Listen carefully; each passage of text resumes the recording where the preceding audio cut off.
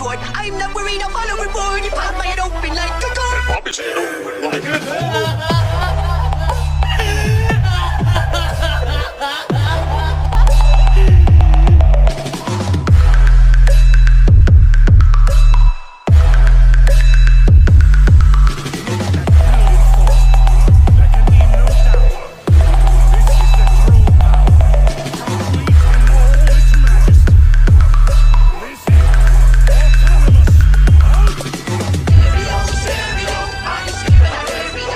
Last episode में हमने देखा था कि वीरस प्लैनेट अर्थ पर आया था और तब गोकू सुपर सैयन गॉड इस ट्रांसफॉर्मेशन का यूज़ करता है वीरस के खिलाफ। और जब गोकू सुपर सैयन गॉड का यूज़ करता है तो फिर भी गोकू इस बैटल में हार जाता है। इस पॉइंट पर वीरस प्लैनेट अर्थ को छोड़कर चले जाता है क्योंकि उसे अर्थ का खाना काफ़ी ज़्यादा पसंद आया और यहाँ पर वो ये कन्फर्म हो गया कि ये जो इडियट है ये वो नहीं है जिसने काफ़ी लंबे टाइम पहले वीरस और विस इन दोनों को उनकी नानी याद दिला दी थी। इस समय गोकू सोच रहा था सुपर सैयन गॉड रिचुअल के बारे में। गोकू इस पॉइंट पर अपने सुपर सैयन गॉड को याद करने की कोशिश करता है। इस पॉइंट पर गोकू बैठकर सोच ही रहा था कि यहाँ पर वेजिटा और बुल्मा दोनों ही गोकू को अप्रिशिएट कर रही थी और यहाँ पर जो वेजिटा है वो गोकू से कहता है गोकू मानना पड़ेगा, तुम एक गॉड के साथ 1v1 बैटल कर चुके हो और तुमने उसे ऑलमोस्ट हरा ही दिया था और साथ ही में तुम दोनों की एनर्जी की हमें सेंस नहीं हो रही थी और उस पूरी तरीके से ब्लू स्किन वाले आदमी ने ये बताया था कि तुम किसी काय के लेवल पर तो नहीं हो सकते, सुप्रीम काय के लेवल पर नहीं हो सकते, पर हाँ तुम एक लो लेवल गॉड ज़रूर थे। इस पॉइंट पर चीची भी गोकू की स्ट्रेंथ को अप्रिशिएट कर रही थी और यहाँ पर वो गोकू से कहती है क्यों ना आप फिर एक बार अपनी उस ट्रांसफॉर्मेशन में चले जाए जहाँ पर आपके बाल पूरी तरीके से रेड हो जाते हैं। मुझे आपको वापस से उस ट्रांसफॉर्मेशन में एक बार देखना है। इस पॉइंट पर गोकू चीची बुल्मा वेजिटा इन तीनों की ही बातों को नहीं सुनता। वो यहाँ पर गोहान से कहता है गोहान हो सके तो जल्द से जल्द ब्रोली को यहाँ पर बुला लो, वो काफ़ी ज़्यादा अच्छा रहेगा, मुझे ब्रोली से काफ़ी इंपॉर्टेंट बात करनी है। और गोहान गोकू की ये बात मानता है और इस पॉइंट पर गोकू थोड़ा सा सीरियस था। तभी उस लोकेशन पर ब्रोली आ जाता है। यहाँ पर जो ब्रोली है वो अपनी कॉन्फ्रेंस को ख़त्म करने के बाद वहाँ पर आया था। ब्रोली सबसे पहले बुल्मा से मिलता है और उसे बर्थडे विश करता है। ब्रोली कहता है सॉरी मुझे आने में शाम हो गई, असल में मैं अपने काम में थोड़ा सा बिजी था, पर हाँ मैं कुछ ऐसी चीज़ें सेंस कर रहा था जो शायद से काफ़ी ज़्यादा अजीब थी। इस पॉइंट पर बुल्मा ब्रोली से कहती है मैं समझ गई कि तुम मेरे बर्थडे पार्टी में नहीं आ सके, पर तुम्हारा बेटा और तुम्हारी वाइफ ये दोनों तो आ सकते थे। यहाँ पर जो ब्रोली है वो कहता है कि असल में मैंने मेरे बेटे को थोड़ा सा काम बताया था और मेरी वाइफ अपने एक नए प्रोजेक्ट पर काम कर रही थी, इस वजह से उन दोनों को भी यहाँ पर आने में देरी हो गई। और यहाँ पर ब्रोली की वाइफ सामने आती है। वो यहाँ पर बुल्मा को हैप्पी बर्थडे विश करती है और कहती है कि मैं असल में एक प्रोजेक्ट पर काम कर रही थी। यहाँ पर जो बुल्मा है वो सवाल करती है कि कौन सा प्रोजेक्ट, और इस पॉइंट पर यहाँ पर जो ब्रोली की वाइफ है वो एक्सप्लेन करने की कोशिश करती है कि जो ब्रोली है, गोकू है, वेजिटा है, ये तीनों ह्यूमंस होने के बाद भी काफ़ी अलग चीज़ें करते हैं, जैसे कि इनके बॉडी से हल्की हल्की एनर्जी निकलती रहती है, पर उनकी जो एनर्जी है वो काफ़ी ज़्यादा है, उनके पास स्ट्रेंथ काफ़ी अलग लेवल की है। इसके पीछे कौन सा रीज़न है मुझे ये जानना था, पर ये जो रीज़न है वो मुझे ध्यान से पता नहीं चला क्योंकि ये कुछ और ही बता रहे थे। बट हाँ एक चीज़ जो मैं देखी कि इन एनर्जी का यूज़ करके हम काफ़ी सारी अलग एनर्जीज़ को क्रिएट कर सकते हैं और मे बी ये हमें डार्क मैटर को समझने की काफ़ी हेल्प करेगी। इस पॉइंट पर बुल्मा कहती है कि अगर ये चीज़ तुम मुझे पहले बताती तो हम दोनों इस प्रोजेक्ट पर साथ में काम करते। और यहाँ पर जो ब्रोली की वाइफ है वो एक स्माइल करती है और कहती है हाँ ये जो प्रोजेक्ट है इसके अंदर मैं जब चेंजेस करे तब मैंने इसे ऐसा बना दिया कि ये एनर्जी को मल्टीप्लाई कर सके। इस पॉइंट पर बुल्मा यहाँ पर सवाल करती है कि ये वर्क कैसे करता है। तब ब्रोली सामने आता है और एक्सप्लेन करने की कोशिश करता है, बट तभी गोकू उसे काफ़ी ज़ोर से आवाज़ लगाता है। इस पॉइंट पर गोकू ब्रोली से कहता है ब्रोली वेजिटा मुझे तुम दोनों से काफ़ी ज़्यादा ज़रूरी बात करनी है। यहाँ पर जो गोकू है वो वेजिटा और ब्रोली इन दोनों से ही सवाल करता है क्या तुमने एक चीज़ को नोटिस किया। इस पॉइंट पर जो वेजिटा है वो यहाँ पर गोकू से कहता है गोकू वैसे मैंने चीज़ें नोटिस नहीं करी, पर हाँ यहाँ पर ब्रोली नहीं था तो ब्रोली को कुछ भी नहीं पता। उसने कुछ सेंस किया था पर वो क्या था उसके बारे में उसे कोई भी आइडिया नहीं है, तो फिर उसे बताओ कि आखिर यहाँ पर हुआ क्या।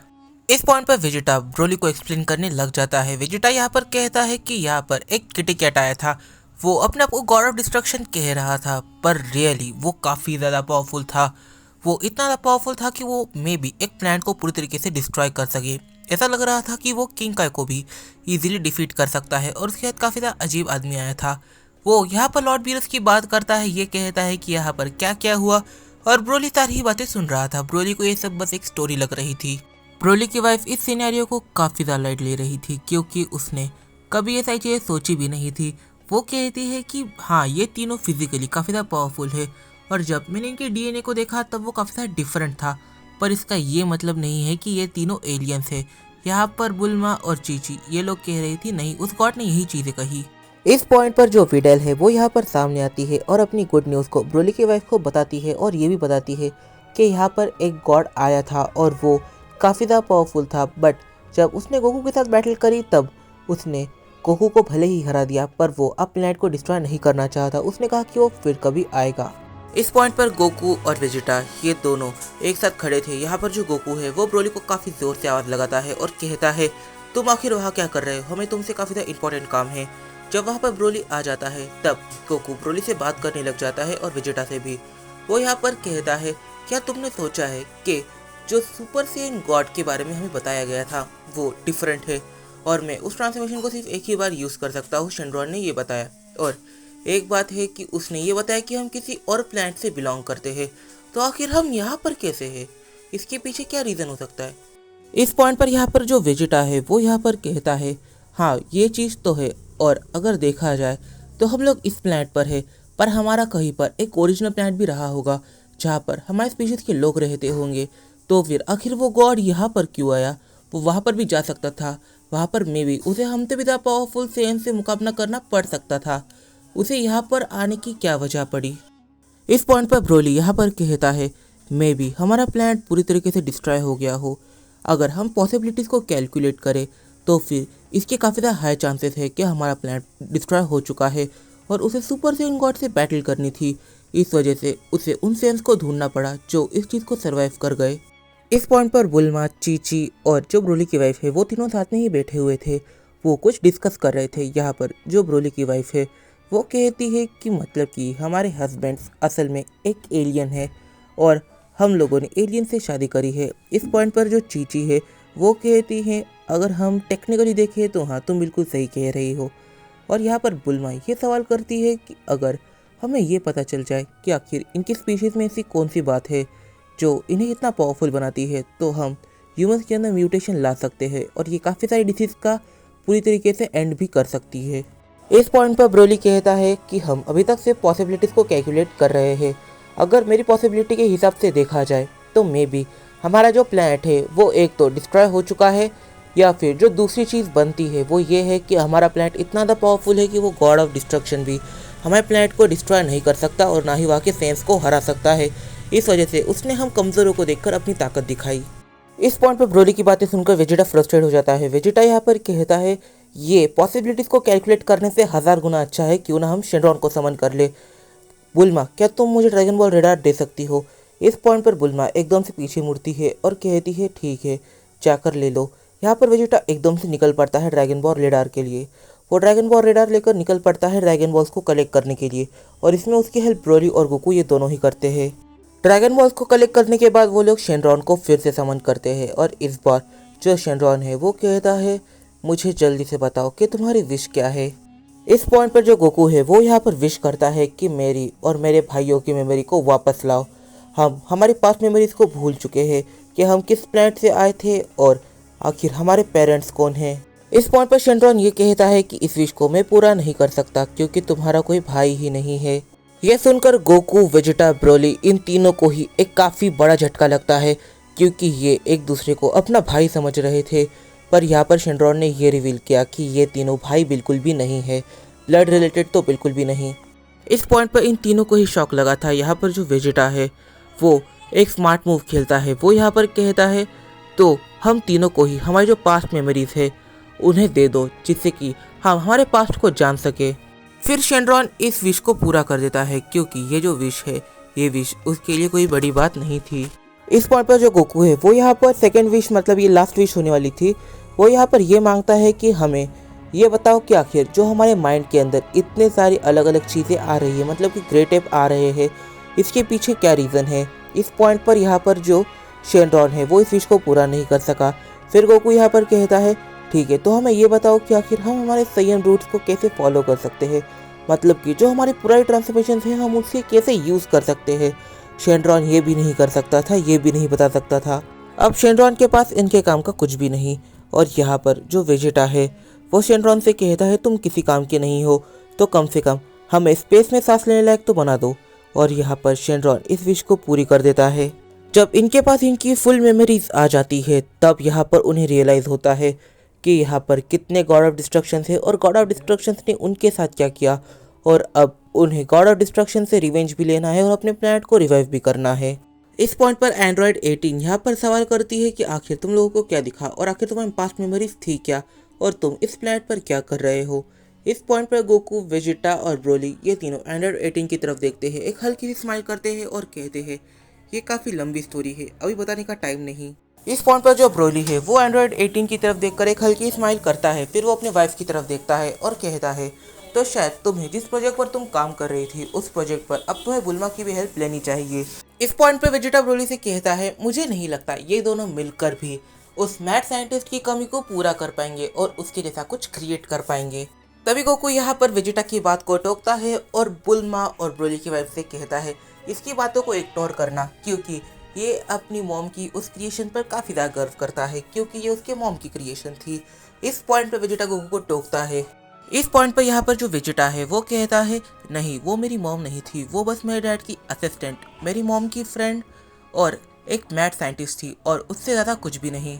फिर गोकू और ब्रोली ये अचानक से वेजिटा के आजू बाजू घूमने लग जाते हैं। यहाँ पर जो गोकू है वो कहता है शायद से मैं ही उन्हें मदर मदर कहकर बुलाता था। यहाँ पर जो ब्रोली है वो कहता है नहीं तुम नहीं, मैं उन्हें मॉम मॉम कहकर बुलाता था, हाँ शायद से मैं ही था, वेजिटा तो वहाँ पर था भी नहीं। इस पॉइंट पर जो वेजिटा है वो यहाँ पर कहता है मैं बस ऐसा करता था ताकि उन्हें अच्छा लगे और कुछ भी नहीं।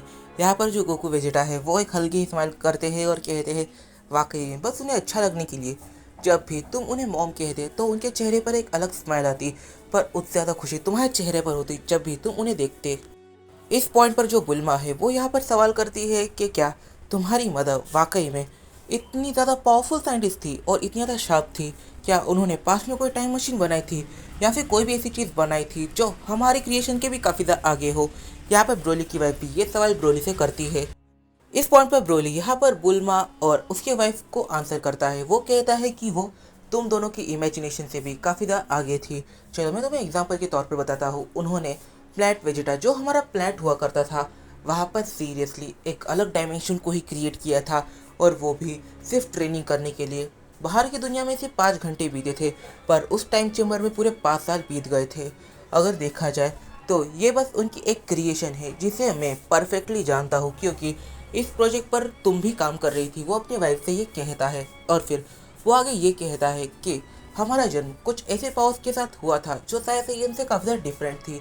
इस वजह से हमें काफ़ी ज़्यादा एनर्जीज को कंज्यूम करना पड़ता था और उन एनर्जी को कंज्यूम करने के लिए कुछ एक इजी फॉर्मेट चाहिए था। इस वजह से उन्होंने कुछ ऐसी पील्स को क्रिएट किया, अगर कोई सिंपल सेन या फिर कोई सिंपल ह्यूमन उस पील को खा लेता है तो फिर उसे एक हफ्ते तक भूख नहीं लगेगी, इतनी एनर्जी उस एक पिल में थी। उन्होंने ऐसे पिल्स को क्रिएट किया और उन्हें काफ़ी ज़्यादा अपडेट भी किया, वो भी 5 घंटों के अंदर। ये नेक्स्ट टू इम्पॉसिबल टास्क था पर उन्हें ये सब करने में बिल्कुल भी टाइम नहीं लगा। और जिन प्रोजेक्ट्स पर तुम आज काम करके खुद को परफेक्ट कह रही हो उन प्रोजेक्ट पर काम करके उन्होंने काफ़ी लंबे टाइम पहले ही उन्हें छोड़ दिया। सारे लोग हंसी मजाक कर रहे थे पर यहाँ पर जो गोकू है वो काफ़ी ज़्यादा इमोशनल हो रहा था, क्योंकि अब उसकी आंखों के सामने उसकी माँ का चेहरा आ रहा था। उसकी जो मदर है वो यहाँ पर सारी ही चीज़ों को संभाल रही थी। यहाँ पर 3 बच्चों को संभालना कोई छोटी बात तो थी नहीं, पर गोकू की मॉम ने ये काम किया और गोकू लास्ट में जाकर उन्हीं का चेहरा भूल गया। इस वजह से गोकू का मन अपने आप को ही खा रहा था। गोकू अपने आप को एक बुरा बच्चा समझ रहा था और वो ये समझ रहा था कि वो अपनी मॉम को मॉम कहलाने लायक नहीं है। वो अचानक से रोने लग जाता है। इस पॉइंट पर यहाँ पर जो वेजिटा है वो इस चीज़ को देखता है और गोकू के कंधे पर हाथ रखता है। वेजिटा यहाँ पर कहता है कि जितनी गिल्टी तुम हो उससे काफ़ी ज़्यादा गिल्टी हम लोग हैं, क्योंकि वो तुम्हारी बायोलॉजिकल मदर है और तुम उन्हें भले ही भूल गए पर वो हमारी बायोलॉजिकल मदर ना होकर भी उन्होंने हमारे लिए वो किया जो हमारी बायोलॉजिकल मदर हमारे लिए ना कर सकी। उन्होंने हमारा उस टाइम ध्यान रखा जिस टाइम पर सबसे ज़्यादा ज़रूरी थी और उन्होंने हमें थोड़ा बहुत टेक्निक भी सिखाया था बचपन में। अब हम लोग इस चीज़ को भूल गए थे वो तुम्हारी बायोलॉजिकल मदर थी। अगर वो तुम्हें ये सब सिखाती तो फिर ये कोई बड़ी बात नहीं थी, पर उन्होंने ये सारी चीज़ें उन्हें सिखाई जो उनके बायोलॉजिकल सन्स थे नहीं। गोकू अपने आंसुओं को संभालता है और वेजिटा को काफ़ी ज़ोर से हग करता है। ये देखकर ब्रोली भी थोड़ा सा इमोशनल हो जाता है, बट वो अपनी इमोशंस को कंट्रोल करता है। गोकू इस पॉइंट पर हर किसी से कहता है हमें अब रिवेंज लेना है, और यहाँ पर जो गोकू है वो सबसे पहले एक कैरेक्टर की तरफ देखता है जो उस पार्टी में था, और वो है अपना टाइनी स्पेस कॉक जैको। इस वीडियो में काफ़ी साइंस निकल के आते हैं, तो इन साइंस को जो हम जानेंगे अपने आने वाले कुछ वीडियोस में। तब तक के लिए बाय बाय। अगर तुम्हें ये वीडियो पसंद आई है तो प्लीज़ जल्दी से लाइक कर दो, कमेंट करना बिल्कुल भी मत भूलना, क्योंकि जो इस स्टोरी का ट्रू क्रिएटर है वो सारे कमेंट्स को पढ़ता है, और कमेंट्स को पढ़ने के बाद उसे ये रियलाइज़ होता है कि आखिर उसकी स्टोरी यहाँ पर स्टैंड कैसे कर रही है। इस पॉइंट पर इस वीडियो में काफ़ी साइंस निकल के आते हैं, तो इन साइंस को जो हम जानेंगे अपने आने वाले कुछ वीडियोस में। तब तक के लिए बाय बाय। अगर वीडियो पसंद आई है तो वीडियो को कर देना लाइक, चैनल को कर दिया सब्सक्राइब, और इस वीडियो को अपने फ्रेंड के साथ शेयर जरूर से कर लेना। तो मिलते हैं अपनी अगली वीडियो में, तब तक के लिए बाय बाय। और एक काफ़ी ज़्यादा इम्पॉर्टेंट बात, जो अपना इस स्टोरी का क्रिएटर है, ओरिजिनल क्रिएटर है, उसके अभी एग्ज़ाम स्टार्ट हो चुके हैं, इस वजह से उसे मे भी अगले पार्ट को सेंड करने में टाइम लग सकता है, और हो सकता है कि अगला पार्ट 15 दिन के बाद आए। तो फिर तब तक के लिए तुम लोग इस पार्ट का वेट कर लेना। तो ये मेरी रिक्वेस्ट है, मिलते हैं अपनी अगली वीडियो में।